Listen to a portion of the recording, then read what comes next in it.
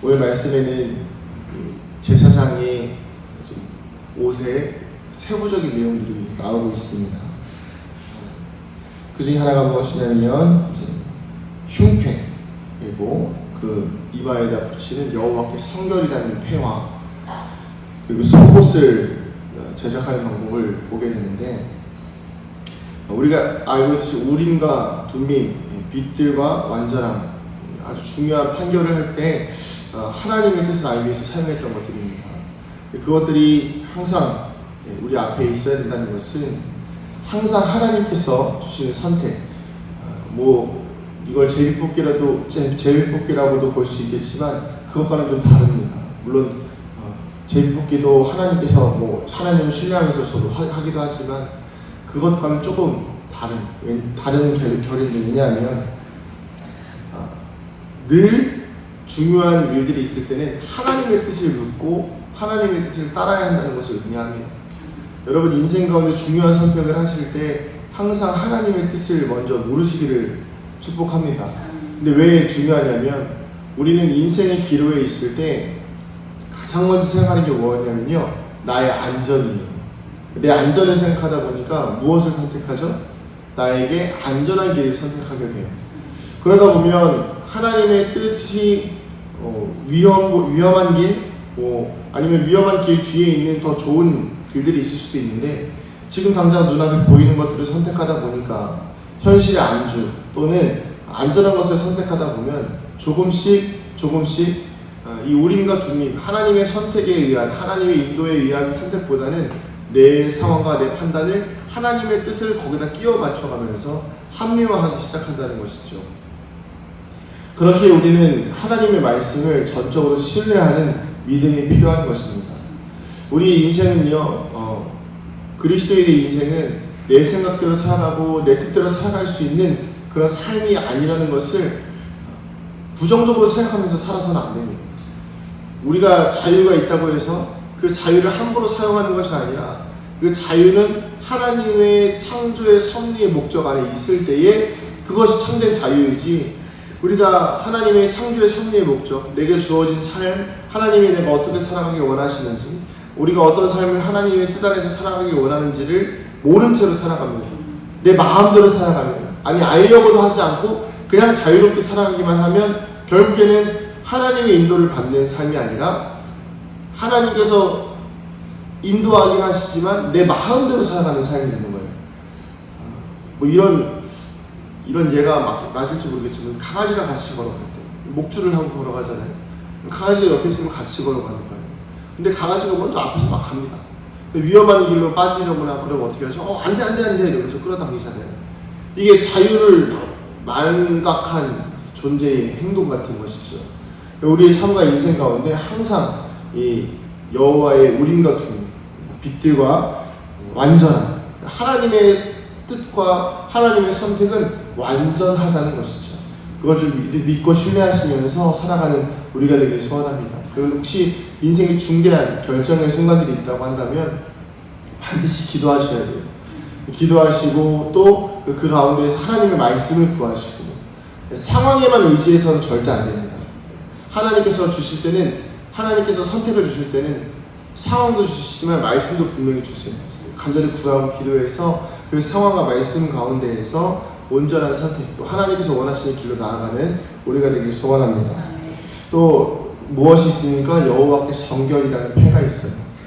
그 패를 어디다가 항상 붙여야 되냐면 이마에다가 이렇게 붙인다고 합니다. 그 이마에다 붙였을 때에 그 기능이 무엇입니까? 38절에 나와 있는데, 죄책을 담당하며 그 패가 아론의 이마에 있으므로 성물을 여호와께서 받으시게 된다. 우리의 삶에는요, 항상 여호와께 성결, 여호와께 구분된 삶을 살아야 하는 것입니다. 제사장은 당연히 여호와께 구분된 삶을 살았겠죠. 그런데 이 이마에 여호와께 성결이라고 붙어있는 것은 누가 보는 거예요? 하나님이 보시는 거예요. 하나님. 제사장이니까 이 옷을 이제 성소에서 입겠죠. 성막 안에서 입을 것입니다. 하나님이 보시는 거죠. 하나님이 보셨을 때 여호와께 성결, 이게 내가 성결한지 아닌지를 하나님이 판단하시는 거죠. 그랬을 때에 성결하지 않으면 어떻게 된다고요? 죽는 거예요. 성소 안에서. 그래서 금방을 그리고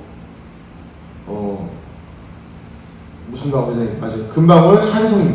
금방울과 한송유를 몸에다 달고 들어가는 거예요. 그래서 움직일 때 딸랑딸랑 소리가 나면 괜찮은 거죠. 근데 그렇지 않으면 이 죄가 나를 덮고 내가 여호와께 성결하지 않고 이 제물이 드려지는 제물이 여호와께 성결하지 않으면 죽게 되는 거예요.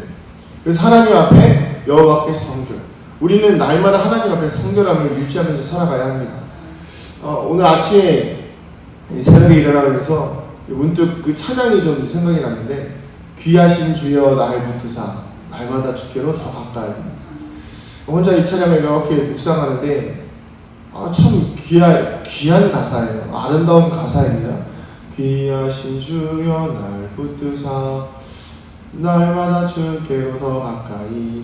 이 찬양이 부르면서 문득 내가 주님 앞에 나아갈 때 비록 나는 좀 더럽고 나는 좀 추하고 나는 연약해도 이 나에게 붙여진 여호와께 성결이라는 이 표를 통해서 하나님께서 나를 귀하게 만드시고 그 귀하신 주님께서 오히려 나를 더 사랑해 주시고 나를 품어주시고 나를 받아주시는구나 라는 생각에 큰 위로를 경험했습니다. 우리의 삶과 인생 속에 날마다 여호와께 성결의 해가 붙어있기를 소원합니다. 우리가 이렇게 여호와께 성결이라는 해가 붙어있는 상태에서 함부로 살아갈 수 없죠. 제가 지난번에도 말씀드렸듯이 죄와 겉으로지는 죄도 당연히 죄와 신앙이 함께할 수 없듯이 속으로도 우리의 죄와 우리의 신앙이 함께해서는 안 된다는 거예요. 제가 지난번에 말씀드렸지만 이렇게 흡연하면서 주여 뭐 이렇게 술 마시면서 할렐루야 이렇게 할 수 없잖아요. 그런 것처럼 내가 은밀한 죄를 짓는 중에도 마음속으로 주여 하기 힘들다는 것이죠. 그렇기 때문에 우리는 하나님의 편에 서야 합니다. 하나님의 편에 서서 우리의 죄를 고백하고 여호와께 성결할 수 있는 우리가 되어져야 되는 것입니다. 마지막으로 무엇이냐면 속옷이 있어요. 우리가 읽진 않았지만 42절부터 43절에는요 제사장에게 속바지를 입혀요. 속바지. 이게 왜 속바지고 우리야 지금 당연하죠. 옛날 한복도 보면 속바지가 꼭 있어요. 그죠? 속치마 우리 여성분들에게도 있잖아요. 그 이유가 뭘까요? 우리 한국 사회는 정절을 굉장히 중요했던 유교 사회였기 때문이에요. 근데 당시에 이 이스라엘 백성들이 살던 고대 근동 이스라엘 그 중동 사회는 그렇게 성적으로 이렇게 정절을 중요하게 생각하는 사회가 아니었습니다. 그러다 보니까 속바지를 입는 것이 보편화되어 있지 않았어요.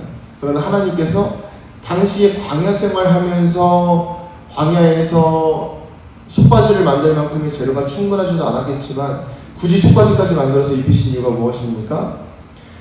성적으로 문란하고 음란한 그 유대 그 중동 사회의 사람들과 구분되어지기 위해서 하나님의 백성은 구별되어져야 된다는 거예요. 전체적인 맥락의 흐름이 무엇입니까? 하나님의 백성은 구별되어져야 된다. 하나님의 백성은 하나님의 선택을 따라서 살아가야 된다라는 것입니다. 말씀을 정리하겠습니다. 오늘 하루 살아가시는 동안 하나님께 구별되어져 살아가는 우리가 되길 소원합니다. 그것이 성적인 문제든 아니면 여호와께 성결에 관한 문제든 아니면 삶에서 살아가던 내 성품의 문제든 간에 어떤 선택의 상황이든지 간에 가장 중요한 것은 하나님께 구별되어진 삶을 살아가는 것입니다. 그리고 더 중요한 것은 무엇입니까? 그렇게 구별되어져서 살아갈 때에 내가 하는 모든 선택 가운데 하나님의 우림과 둠밈이 있어야 되는 거예요. 하나님의 우림과 둠밈을 따라서 살아갈 수 있는 믿음의 결단이 있을 때에 더 성결한 삶을 살아갈 수 있다는 것입니다. 오늘 이렇게 살아가는 삶을 통해서 여러분들의 삶 가운데 날마다 하나님께서 인정하시는 제사장의 삶, 하나님께서 축복하시는 성도의 삶을 사는 저와 여러분 되기를 축복합니다. 기도하시겠습니다. 하나님, 오늘도 더 성결하게 살길 원하며 더 하나님의 뜻을 따라 살아가기를 소원합니다. 내 욕심과 내 뜻으로 살아가지 않게 하여 주시고 온전히 하나님의 뜻을 살아갈 수 있는 우리 모두가 되게 하여 주시옵소서. 감사드리며 사랑이 많으신 예수님의 이름으로 기도드립니다. 아멘.